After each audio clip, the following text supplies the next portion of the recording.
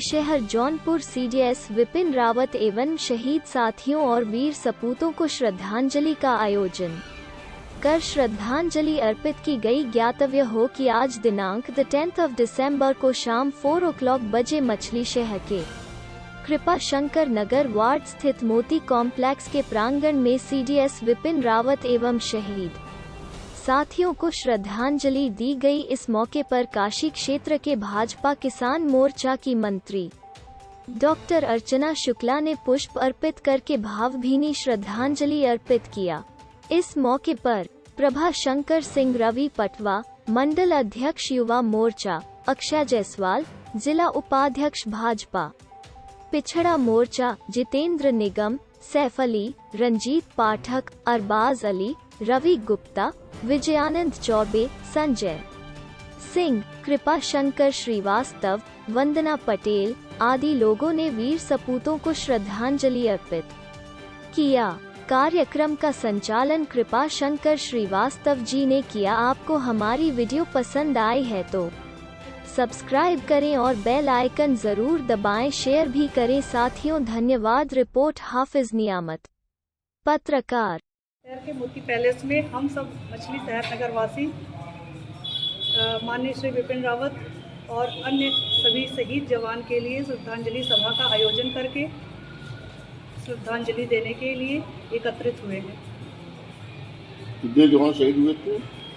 13 जवान शहीद हुए हैं। एक जवान माननीय अरुण सिंह जी जो अभी हॉस्पिटल में मौत और ज़िंदगी के बीच लड़ रहे हैं। हम सब का उनके लिए प्रार्थना है कि वो स्वस्थ जीवन के लिए फिर से पुनः अपने जीवन में वापस आए और हम सब उनके लिए प्रार्थना कर रहे हैं।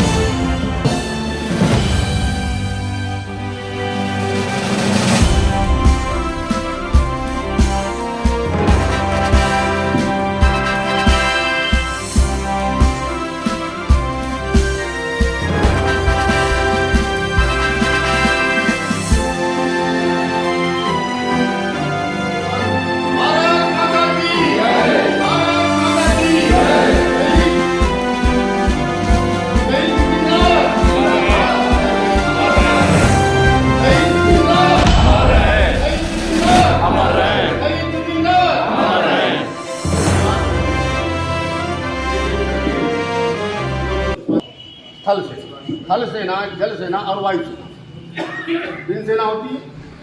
तीनों सेना के अध्यक्ष होते हैं। यही हमारे यहाँ परंपरा सदैव से रही।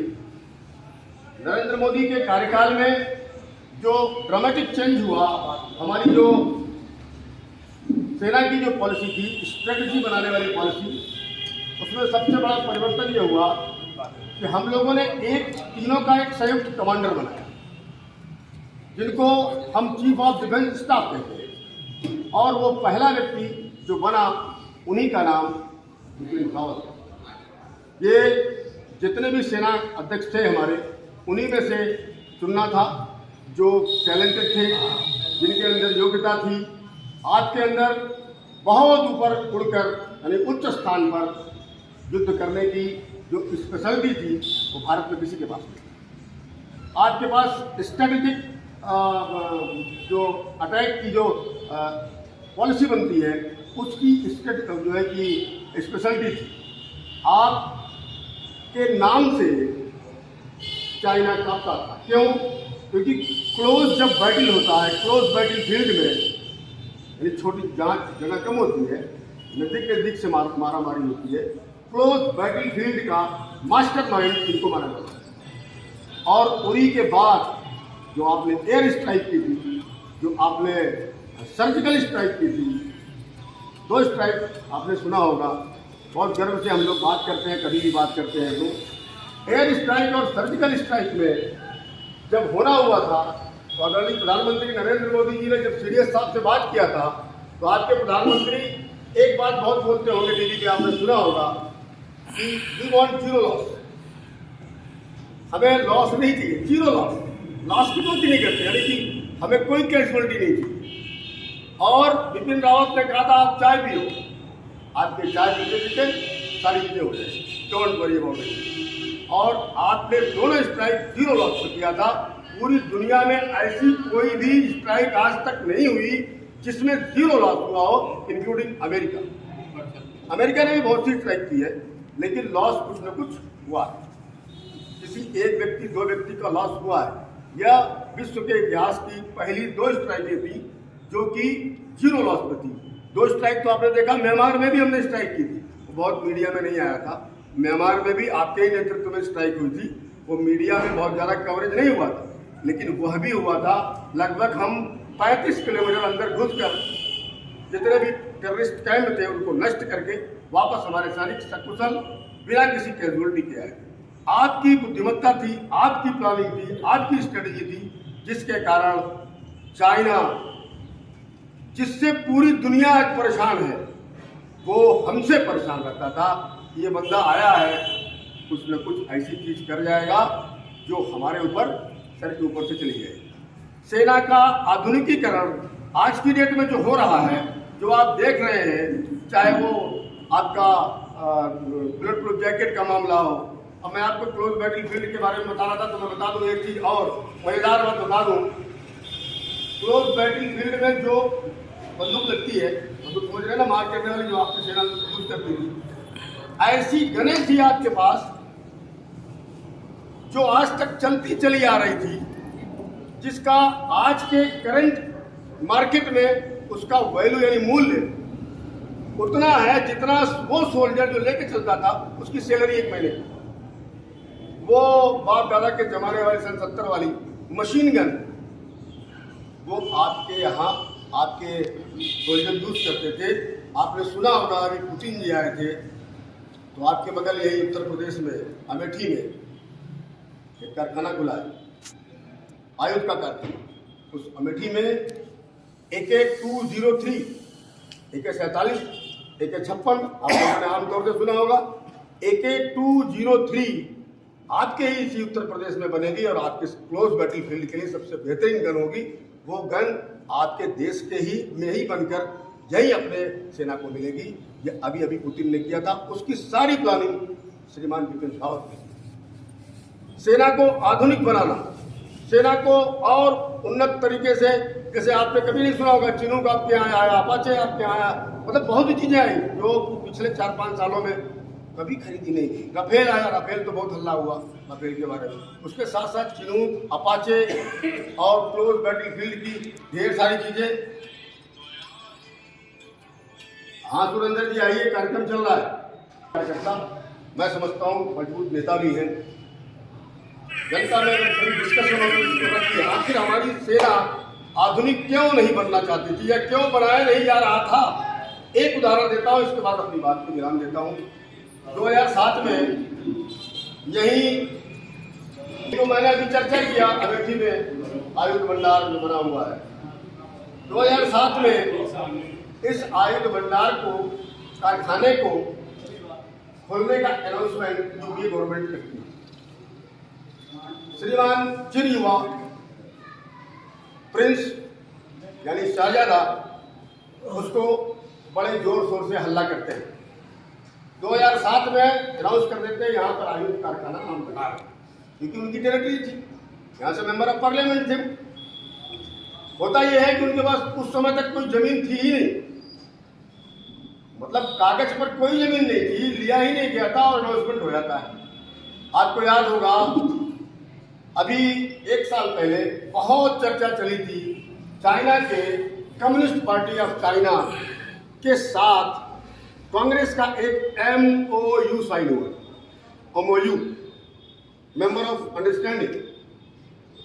उसके बारे में हमारे भाजपा के प्रवक्ताओं ने बहुत बार चुटकी ली थी कि आप बताएं क्या हुआ था, उसमें क्या है, लेकिन कभी कोई बताया नहीं। 2008 में उनका MOU साइन होता है। इसके बाद यह प्रोजेक्ट जो आपके उत्तर प्रदेश में लगने वाला था वो ठंडे बस्ते में डाल दिया और वो चलते रहता है। 2016 में 2014 में आपकी गवर्नमेंट जब बनती है नरेंद्र भाई मोदी की, तो उस एग्रीमेंट या उस बात को जो इन्होंने अनाउंसमेंट किया था, क्योंकि पेपर में था, मान लीजिए आज पेपर में था वो कि हमारे यहाँ आयुष भंडार ये कारखाना खुलेगा, उसको वापस लिया जाता है और वो ज़मीन को लिया जाता है। ज़मीन को लेकर 2016 में से कार्रवाई शुरू होती है, 17 में जाकर वो तैयार होता है और उसी कारखाने में अब AK203 बनने जा रहा है, जो नेक्स्ट ईयर 6 मंथ में उम्मीद है कि हमारी जो वो टेरिटरी है जो लद्दाख में लगती है पाकिस्तान और चाइना की, उस टेरिटरी के जवानों को उम्मीद है कि वो सप्लाई हो जाएगी। ऐसे थे कर्नल बिपिन रावत कि प्लान, अगर प्रधानमंत्री ने प्लान किया, सोचा, तो उन्होंने कहा ठीक है सर होगा, और इंस्टेंट एक्शन, तुरंत एक्शन लेके उस पर कार्रवाई और एग्जैक्ट कार्रवाई करके विदाउट कैजुअलिटी अपने सैनिकों को वापस लाना, और जमीन पर अगर कोई आयुध भंडार खोलना है तो उसको भी खड़ा करके दिखा दें। तो ऐसे महान देश के वीर सपूतों को आज हम लोग यहाँ श्रद्धांजलि देने उपस्थित हुए हैं। मैं अनुरोध करूँगा काशी क्षेत्र की आदरणीय मंत्री डॉक्टर श्रीमती अर्चना शुक्ला जी से, आज इस अवसर पर हम लोगों को जनरल बिपिन रावत के बारे में थोड़ा सा बताएं, ताकि हमारे जो कार्यकर्ता हैं उसको लाभ मिले। आइए डॉक्टर अर्चना। जनरल रावत अमर रहे, जनरल रावत अमर रहे, अमर रहे, अमर रहे, जनरल रावत अमर रहे, अमर रहे, अमर रहे।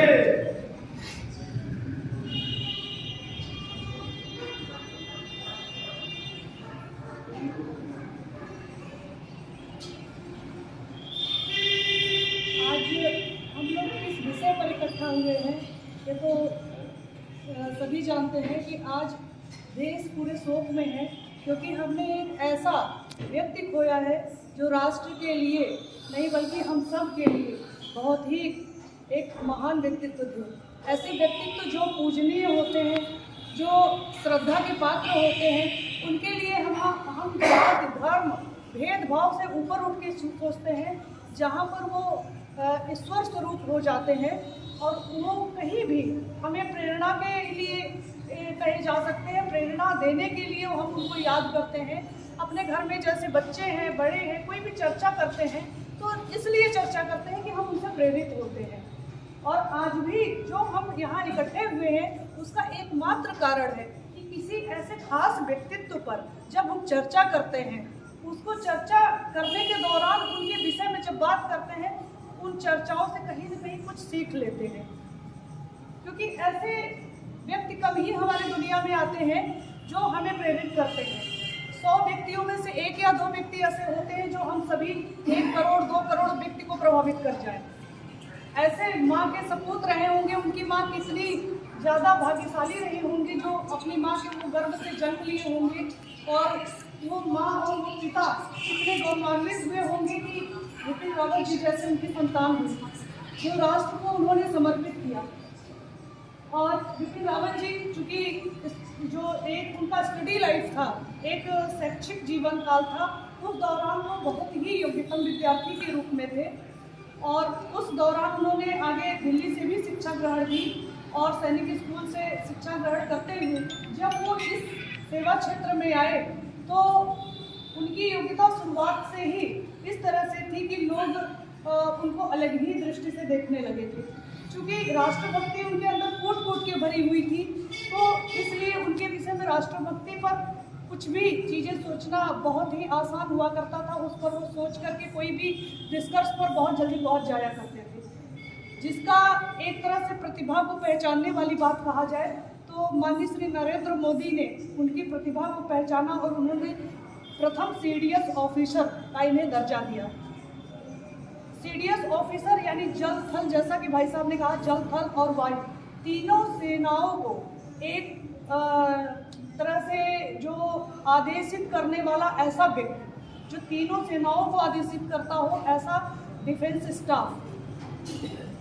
ये आप जान रहे हैं कि तमिलनाडु के नीलगिरी जिले में कुन्नूर एक स्थान है, वहाँ से गुजरते हुए कुन्नूर में इनकी एयर क्रैश हुई और इसमें अपने और भी जो जवान हैं 10-11 वो भी शहीद हो गए। माननीय श्री मधुलिका जी, उनकी पत्नी वो भी शहीद हो गई और अपने बिपिन रावत जी भी शहीद हो गए। और एक अरुण सिंह जी जो अभी इलाज के दौरान ईश्वर से प्रार्थना है वो स्वस्थ हो करके अपने घर परिवार में जाए, ऐसा हम सब एक बार 2 मिनट के लिए उनके लिए प्रार्थना करेंगे कि ईश्वर उनको स्वस्थ करके उनके घर परिवार में उन्हें लौटाए।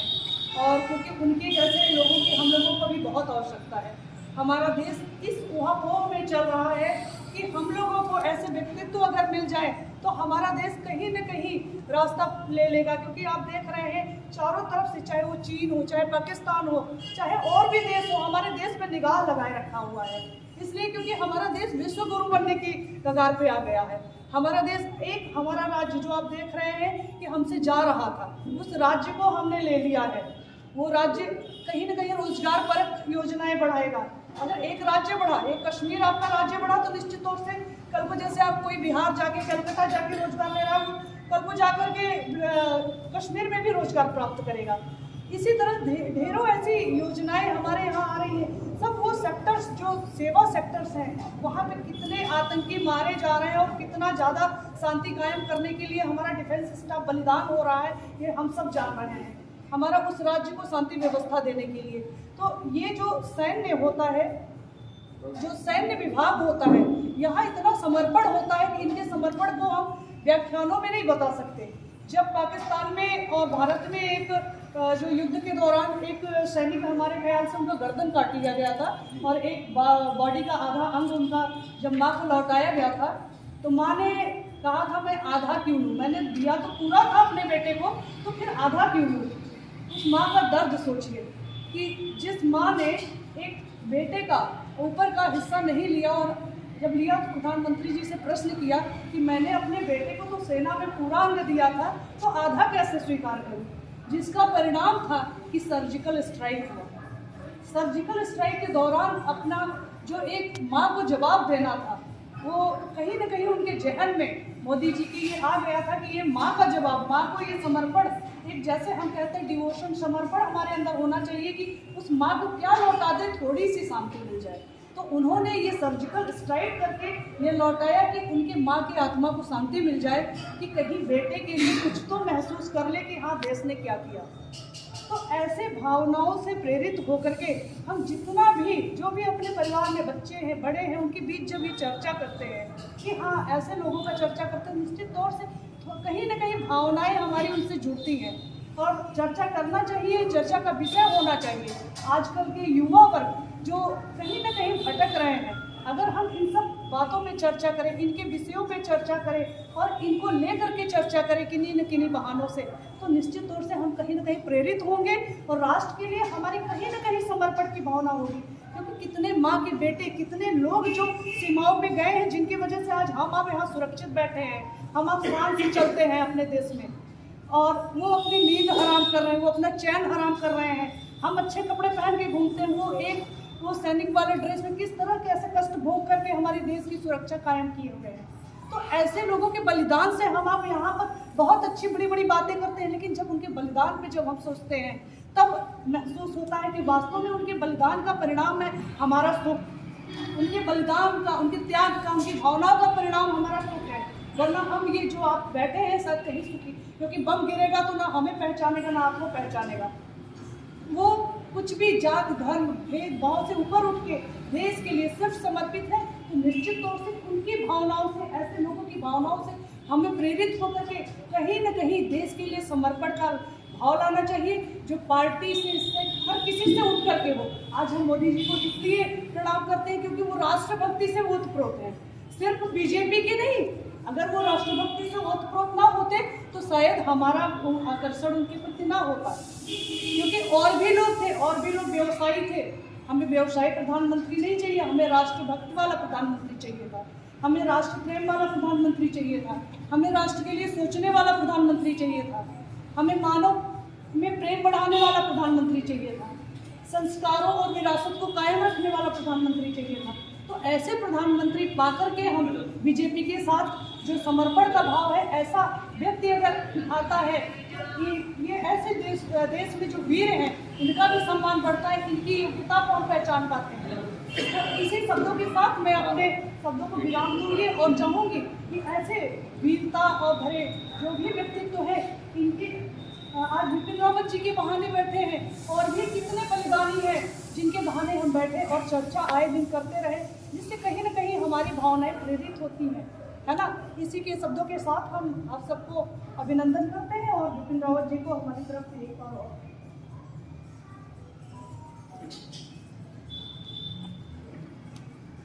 धन्यवाद।